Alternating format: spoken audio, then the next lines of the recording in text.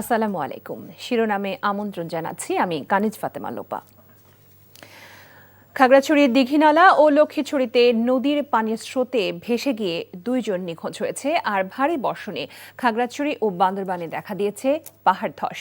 Police ও স্থানীয়রা জানায়, শুক্রবার সকাল 9টার দিকে লক্ষ্মীছড়ি ইউনিয়নের বিজয় কারবারি পাড়াস্থ লক্ষ্মীছড়ি খালে মাছ ধরতে গিয়ে উকরাচিং মারমা নামে একজন পানির স্রোতে ভেসে যায়। অপরদিকে দীঘিনালার মাইনি নদীতে কাঠ সংগ্রহ করতে গিয়ে তড়িৎ চাকমা নামে একজন পানির স্রোতে ভেসে গেছে।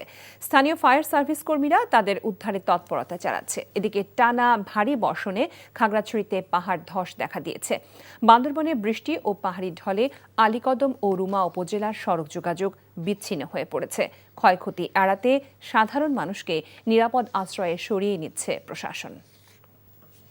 বিশিষ্ট গণমাধ্যম ব্যক্তিত্ব এনটিভির অনুষ্ঠান বিভাগের সাবেক প্রধান মোস্তফা কামাল সৈয়দের ৫ম মৃত্যুবার্ষিকী আজ। গুণী এই ব্যক্তিত্বকে গভীর শ্রদ্ধাভরে স্মরণ করছে এনটিভি পরিবার।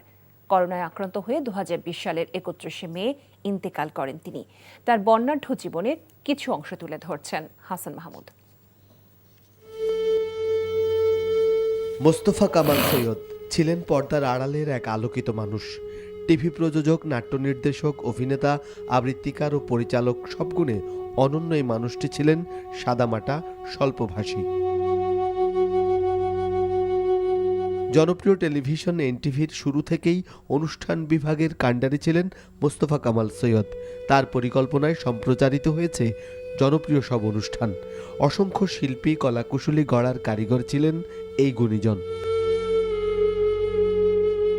১৯৬৭ সালে প্রযোজক হিসেবে তিনি পাকিস্তানের একটি টেলিভিশনে কর্মজীবন শুরু করেন। বাংলাদেশ টেলিভিশনের অনুষ্ঠান প্রধান থেকে অবসর নেন উপমহাপরিচালক হিসেবে। ২০০৩ সাল থেকে মৃত্যুর আগ পর্যন্ত নিরলস কাজ করে গেছেন এনটিভিতে। দেশের টেলিভিশন জগতে অনন্য অবদান রাখা এই মানুষটি ভূষিত হয়েছেন অনেক পুরস্কারে। গুণী এই ব্যক্তিত্বকে গভীর শ্রদ্ধায় স্মরণ করছে এনটিভি পরিবার। Hasan Mahmud, NTV news, Dhaka. শিরোনাম এটুকুই। এই খবরের ভিডিও সহ আপডেট জানতে ভিজিট করুন এনটিভি অনলাইন www.ntvbd.com। এছাড়াও এনটিভির জনপ্রিয় সব অনুষ্ঠান ও খবরের আপডেট জানতে ভিজিট করুন আমাদের ইউটিউব ও ভেরিফাইড ফেসবুক পেজ। 12টার মধ্যাহ্নের খবর দেখার আমন্ত্রণ রইল। সবাইকে ধন্যবাদ।